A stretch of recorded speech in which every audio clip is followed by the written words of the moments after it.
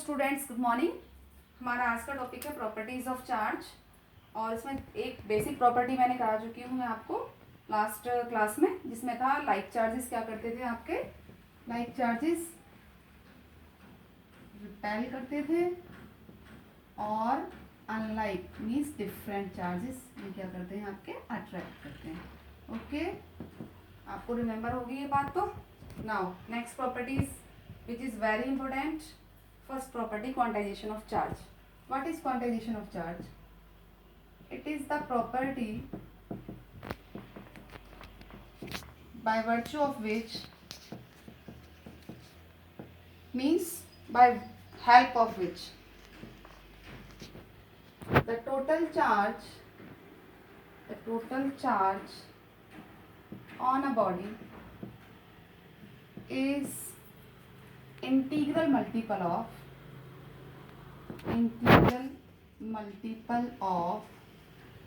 basic unit of charge, that is electron or proton. Okay, that means it can be expressed in the mathematical form, that is Q equal to Ne. E is electron or proton. Electron has negative charge, proton has positive charge, such that we can write this equation Q equal to Ne, like as Q equal to plus minus N. Okay, got it? And where N क्या है आपका? N is the integer 1 2 3 up to so on, that means infinity. Integers क्या होते हैं आपके? Plus value और minus value, जिसमें दोनों आती हैं आपकी 1 2 3 up to infinity, minus 1 2 3, n equal to 1 2 3 up to infinity, and n should not equal to fraction or irrational number. जो n की वैल्यू है आपकी फ्रैक्शन नहीं होगी, that means p by Q की फॉर्म में नहीं होगी, आपकी इंटीजर होगी केवल। इंटीजर क्या होते हैं आपके? 1 2 3 अप टू इन्फिनिटी, यानी अगर नंबर लाइन में मैं बताऊँ आपको 0 1 2 3 अप टू सो ऑन, इधर -1 -2 -3 up to so on. That means, is it clear to all of you? What is n? And charge on a body is the plus minus Ne. Okay? Now इसी property की base पे अगर मैं किसी charge particle या charge body की बात करती हूँ तो उसको ऐसे लिख सकते हैं हम, charge is Q equal to plus minus 1E, Q equal to plus minus 2E, Q equal to plus minus 3E। N की वैल्यू 1 है, 2 है, 3 है, अप टू सोन। तो ऐसे ही अप टू सोन करूँ तो Q इक्वल टू क्या आ गया आपका, जो भी बता रहे थे, प्लस माइनस n। अगर इस पे इलेक्ट्रॉन की वैल्यू कितनी होती है बेटा? इलेक्ट्रॉन की वैल्यू होती है 1.6 इंटू 10⁻19 कूलम। इलेक्ट्रॉन पे इतना चार्ज होता है, तो ये कितना हो गया 1 into 1.6 into 10⁻19 coulomb, that is 1.6 into 10⁻19 coulomb. इसकी बात करें तो 2 into 1.6 into 10⁻19 coulomb, that is 3.2 into 10⁻19 coulomb. 3 की बात करें तो 3 इंटू 1.6 इंटू 10⁻19 कूलम, मतलब 16 3 जा 48, 4.8 इंटू 10⁻19 कूलम। दैट मीन्स जो चार्ज की वैल्यू है वो 1.6 इंटू 10⁻19 कूलम हो सकती है, 3.2 हो सकती है, 4.8। क्योंकि मैंने बताया था क्यों क्या हो सकता है आपका, n ही है ना, तो n 1 2 3 up to so on हो सकते हैं। अब ये माइनस में भी हो सकती है वैल्यू और ये प्लस में भी हो सकती है, लेकिन इनके बिटवीन वैल्यू लाई नहीं कर पाएगी। ये है आपका क्वांटाइजेशन ऑफ चार्ज।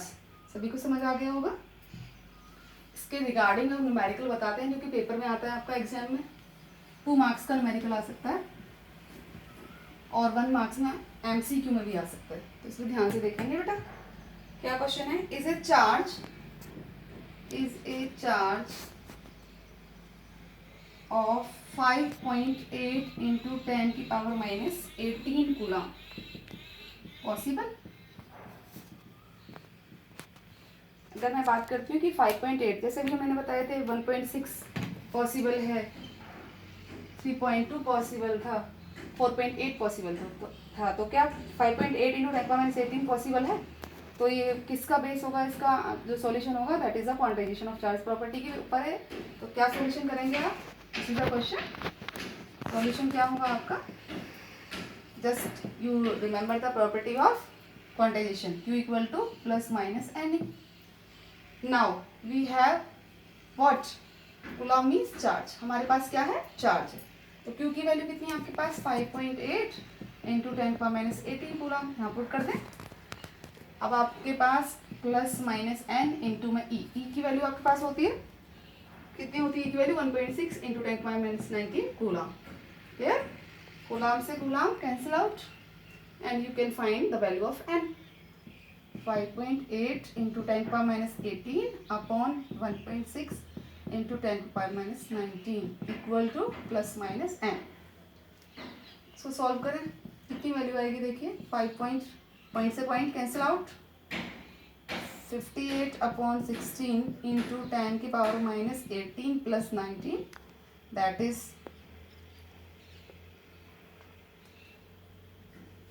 16 4 जा नो 3 पे जाएगा, 16 3 जा 48, कितना बचा आपका 10 और साथ में पावर कितनी बच रही है आपके पास, 0 और आ गया यहाँ से, यानी कि ये आ गया आपका 58 इंटू में 16 इंटू में 10 की पावर 1 दैट मीन्स 580।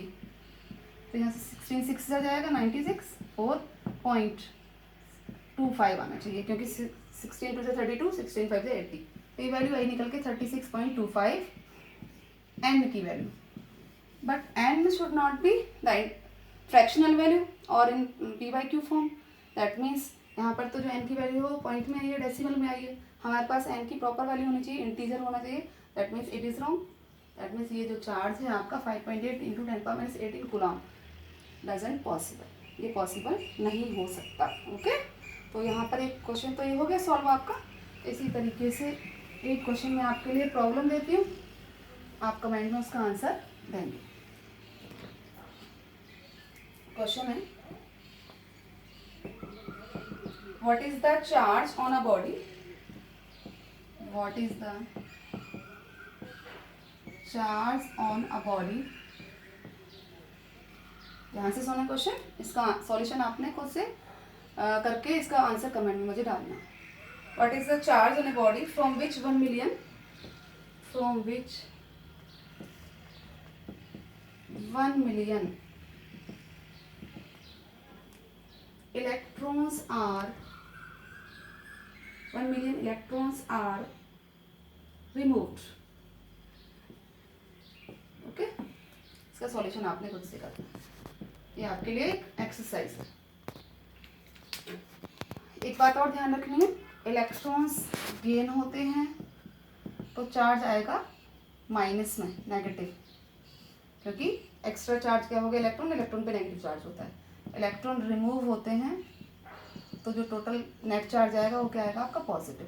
तो यहाँ पर क्या हो रहे हैं, इलेक्ट्रॉन्स रिमूव हो रहे हैं, दैट मीन्स आंसर में जो आएगा आपका वो पॉजिटिव आएगा। 1 मार्क्स में MCQ ऐसे भी आता है कि अगर रिमूव किए और आपको ऑप्शन भी दे रखे हैं 4 और उसमें एक में नेगेटिव एक में पॉजिटिव दे रखा है, आंसर सेम है, तो पॉजिटिव जो चार्ज होगा आपका that is correct if problem में रिमूव्ड है। तो अगर प्रॉब्लम में गेन होगा तो आपका नेगेटिव चार्ज आएगा। ओके बेटा, नेक्स्ट प्रॉपर्टी पे चलते हैं हम। नेक्स्ट प्रॉपर्टी है आपकी additivity of charge, additivity of charge, नाम से ही पता लग रहा है एडिटिव, और वैसे भी चार्ज के बारे में मैंने बता दिया था आपको पहले कि चार्ज कैसी क्वांटिटी है, स्केलर क्वांटिटी है। Scalar quantity as it is क्या हो जाती है, ऐड हो जाती है, तो वेक्टर अलजेब्रा की रिक्वायरमेंट नहीं होती। तो एडिटिविटी का मतलब क्या होगा, total charge on a body is the sum of, on a body कह दो, on a system कह दो, यहाँ पर is the sum of individual charges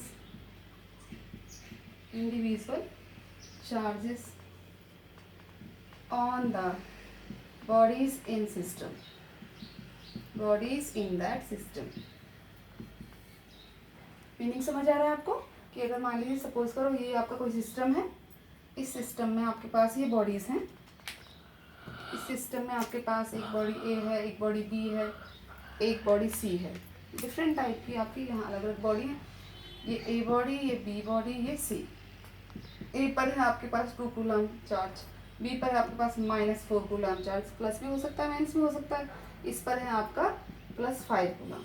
तो total charge Q on this system कितना होगा, हमने क्या कहा है, it is just sum of individual charges. तो चार्जेस हैं आपके ये, इनको सबको सम कर दें। इसका नाम Q1 चार्ज, इसका नाम Q2, इसका नाम Q3। हम इनसे अगर आइडेंटिफाई करते हैं इनको, तो Q क्या हो जाएगा आपका, Q1 + Q2 + Q3। Value put करें बेटा Q1 Q2 Q3 की। Q1 की वैल्यू कितनी है, +2 कूलम, -4 कूलम, +5 कूलम। ओके, तो कितना हो गया, 5 में से 2 गया 7, 5 to 7 - 3 और 3 कूलम। तो टोटल चार्ज कितना आ गया आपके पास, this is the additivity of charge. Okay, next property आपकी क्लियर है सबको ये। नेक्स्ट प्रॉपर्टी आपका कंजर्वेशन ऑफ चार्ज। कंजर्वेशन, ये वर्ड आपको बहुत पहले से क्लियर होगा, इसके बारे में आपने 11th क्लास में पढ़ा है, 10th क्लास में पढ़ा है। जहाँ भी वर्ड कंजर्वेशन आता है, कंजर्वेशन ऑफ चार्ज इम्पोर्टेंट है point of view of examination से। एग्जाम में आने के लिए इम्पोर्टेंट पॉइंट है, ध्यान से सुनना, ध्यान से समझना। कंजर्वेशन ऑफ चार्ज, कंजर्वेशन का मीनिंग बता रही थी मैं आपको, आपने छोटी क्लासेस में भी पढ़ा होगा, 10th में, 9th में, 11th में। Conservation means constant, that means जो वैल्यू है वो आपकी क्या रहेगी, अगर सिस्टम आइसोलेटेड लेते हैं आप, तो वैल्यू क्या होगी आपकी, कांस्टेंट रहेगी, वो चेंज नहीं होगी। अगर सपोज करें कंजर्वेशन यहाँ पे चार्ज की, that means charge on a body in an isolated system. Isolated मतलब इस पर एनवायरनमेंट का कोई इन्फ्लुएंस नहीं है, एनवायरनमेंट से वो प्रभावित नहीं हो रहा है, उसमें कोई फर्क नहीं पड़ रहा, चाहे बाहर कुछ भी रखा हो। In an isolated system remains constant, remains constant means जो टोटल चार्ज होगा बॉडी के ऊपर, आइसोलेटेड सिस्टम अगर ले लेते हैं हम, तो उसमें जो टोटल चार्ज होगा वो कांस्टेंट रहेगा। चाहे अभी हम उन बॉडीज़ को क्या करें, पहले सिस्टम लिया मैंने, ये सिस्टम ले लिया, इसमें मान लीजिए 2 बॉडी थी, बॉडी ए और बॉडी बी। इस पर सपोज करें जो Q की वैल्यू है आपकी, वो ले ली हमने 5 इलेक्ट्रॉन सपोज करें। इस बी पर ले लिया आपने Q 7 इलेक्ट्रॉन। ओके, मैंने इसको जस्ट क्या कर दिया, ऐसे शेक कर दिया, हिला दिया, तो ये बॉडीज रब हो गई, बॉडीज एक दूसरे में स्टक हुई, टकराई। तो रब होने के बाद क्या होता है, आपका चार्ज ट्रांसफ़र हो सकता है। तो आफ्टर रबिंग, जब मैं बात करूँ मैं, आफ्टर रबिंग सपोज करो ये वैल्यू, आफ्टर रबिंग, सिस्टम यही है, सिस्टम आइसोलेटेड, मैंने जस्ट इसको क्या कर दिया, ऐसे रब करा दिया 2 बॉडीज़ को। तो ए बॉडी पर जो है आपका, मान लीजिए इसने 1 इलेक्ट्रॉन गेन कर लिया, जितना गेन होगा उतना ही ये क्या करेगा आपका, रिमूव करेगा, लॉस करेगा, क्योंकि जितने इलेक्ट्रॉन इसने गेन करे, जब रब के द्वारा जो ट्रांसफर इलेक्ट्रॉन्स का हो सकता है, तो जितने इलेक्ट्रॉन गेन करेगी उतना ही इलेक्ट्रॉन क्या करेगा, लूज करेगा। तो मान लीजिए इसने 1 इलेक्ट्रॉन गेन करा, तो ये क्या करेगा, 1 इलेक्ट्रॉन लूज। तो ए पर आ गया 5 + 1 6, और इसमें से 1 गया तो ये भी 6 इलेक्ट्रॉन होगा। ये ए और बी, ये बिफोर था, बिफोर रबिंग, ये आफ्टर। अब देखें टोटल चार्ज क्या हुआ, देखो टोटल चार्ज कितना हो गया, 5 + 7 12 इलेक्ट्रॉन। इसमें बात करें तो 6 + 6 यानी कि 12 इलेक्ट्रॉन, बराबर है, वैल्यू कांस्टेंट है। समझ गए होंगे आप कंजर्वेशन ऑफ चार्ज का मतलब। ये तो है आपका जनरल एक एग्जाम्पल, और एग्जाम्पल भी होते हैं इसके, जैसे रेडियोएक्टिव डिके में। रेडियोएक्टिव डिके क्या होता है, एक ऐसा प्रोसेस जिसमें हैवी न्यूक्लियाई, सर्टेन न्यूक्लियस जो आपके हैवी होते हैं, वो कुछ पार्टिकल्स क्या करते रहते हैं, एमिट अपने आप साइमल्टेनियसली, स्पॉन्टेनियसली। ओके, सपोज करो रेडियोएक्टिव डिके का एक एग्जांपल लेती हूँ मैं आपके लिए। रेडियोएक्टिव डिके, उसमें अल्फा पार्टिकल निकल सकते हैं, बीटा पार्टिकल निकल सकते हैं, गामा निकल सकते हैं, कोई भी निकल सकता है। तो एक अल्फा पार्टिकल का एग्जांपल लेके देखूँ मैं, एक हैवी न्यूक्लियाई है जैसे कि यूरेनियम 238, मास नंबर है यहाँ 92, तो इसमें भी चार्ज कंजर्व होगा। देखते हैं कैसे, इसमें भी क्या होगा, चार्ज कंजर्व। देखते हैं ये क्या करेगा, एमिट करेगा क्या, अल्फा पार्टिकल। अल्फा पार्टिकल पे कितना चार्ज होता है 2He4। इसको अल्फा न्यूक्लियस भी कह सकते हैं, हीलियम न्यूक्लियस भी कह सकते हैं, इसको ऐसे भी लिख सकते हैं 2He4। Helium nucleus particle are called alpha particle. तो यहाँ 92 में से 2 गए तो कितना बचा 90, ये आ गया थोरियम, और यहाँ 4 तो 234। तो देखें जरा 90 और 2, 92 बिफोर एमिटिंग कितना था चार्ज इसका बेटा 92। जो एटॉमिक नंबर है वो चार्ज डिनोट करता है, क्योंकि एटॉमिक नंबर का मतलब होता है, एटॉमिक नंबर का क्या मतलब होता है आपका, नंबर ऑफ प्रोटॉन और इलेक्ट्रॉन। तो इसमें 92 इलेक्ट्रॉन्स हैं, तो ये चार्ज बता रहा है। तो यहाँ पर देखो आफ्टर रिएक्शन, आफ्टर एमिटिंग 90 + 2 कितना हो गया टोटल 92। तो ये कंजर्वेशन ऑफ चार्ज का एग्जाम्पल हो गया, क्लियर है। और एग्जाम्पल दे सकते हैं हम, और एग्जाम्पल दे सकते हो आप जितने भी आपके न्यूक्लियर ट्रांसफॉर्मेशन हैं, all nuclear transformation, all nuclear transformation जिसमें आप नया न्यूक्लियस बना रहे हैं। फॉर एग्जांपल आप क्या बना रहे हैं, नाइट्रोजन और हीलियम को ऐड करके ऑक्सीजन एटम बना रहे हैं आप। नाइट्रोजन कितना होता है, नाइट्रोजन का atomic number 7, mass number 14, plus क्या ऐड कर रहे हैं इसके साथ, हीलियम पार्टिकल 2He4, और क्या बना रहे हैं आप इसके साथ ऑक्सीजन। ऑक्सीजन का कितना होता है आपका 8O17 प्लस कि क्या बचेगा अब इसमें, क्योंकि देखो 7 + 2 कितना हो गया 9, और हमारे पास ऑक्सीजन एटम आया 8, तो रिएक्शन कंप्लीट होनी चाहिए आपकी। तो यहाँ आया हाइड्रोजन पार्टिकल। हाइड्रोजन के 3 होते हैं ना आइसोटोप्स, प्रोटियम, ड्यूटेरियम, ट्रिटियम। उसका ये प्रोटियम वाला जो आइसोटोप है उसके साथ अकर होता है। तो अब देखें बिफोर एंड आफ्टर, 7 + 2 9, 8 + 1 9, चार्ज क्या हो गया कंजर्व। तो सारे न्यूक्लियर ट्रांसफॉर्मेशन में भी चार्ज कंजर्व होता है। एक और एग्जांपल ले लेते हैं, in the phenomena of pair production, in the phenomena of pair production.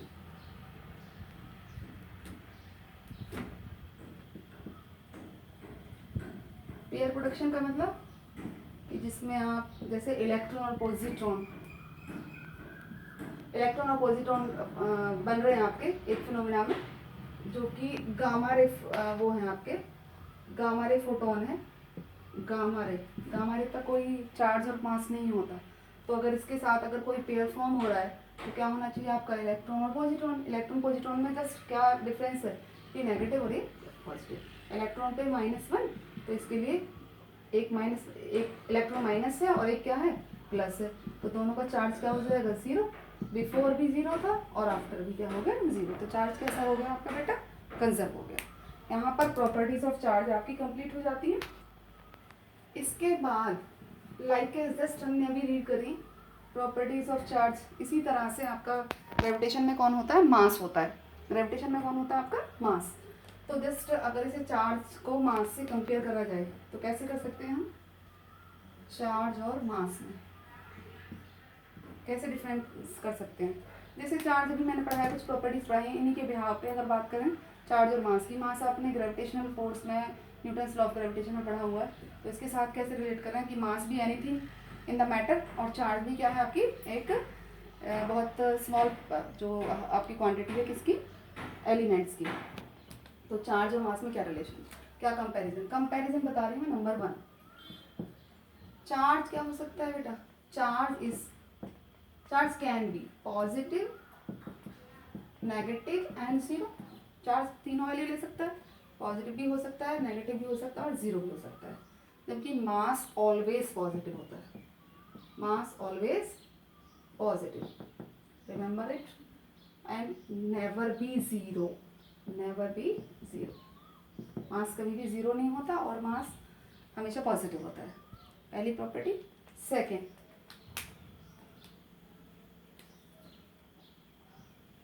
Property, charge carried by a body does not depend upon the velocity of body.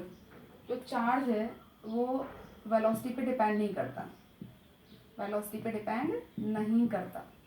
अगर कोई बॉडी है उस पर कोई चार्ज है और वो मूव कर रही है तो उसका चार्ज चेंज नहीं होगा। जबकि जो मास है मास can be very, mass can be very, और वेरी में भी क्या होता है, मास इंक्रीज होता है, क्या होता है, इंक्रीज विद द वेलोसिटी। इस टर्म को आप कहाँ से समझ सकते हैं, थ्योरी ऑफ रिलेटिविटी से। उसमें क्या होता है आपका m equal to m0 upon √1 minus v square upon c square, where v is the velocity of particle, object c is the velocity of light. तो अगर मैं बात करूँ कि इस v को हम बढ़ा रहे हैं, अगर v को एक टर्म पे बढ़ा के हम v को c की तरह ले लेते हैं, बराबर रख देते हैं, इक्वल हो जाती है, तो देखना m कितना हो गया, m0 upon √1 minus c square upon c square, cancel out, तो कितना हो गया m0 upon 0, that means infinity. Mass क्या हो गया, इंक्रीज, तो mass increases with the velocity. 2 points clear है आपको। चार्ज पॉजिटिव नेगेटिव जीरो हो सकता है, charge doesn't depend upon the velocity of the body, vary नहीं करता, मास पॉजिटिव होता है, जीरो नहीं होता, and mass can be very और increases with the velocity. Okay, next points.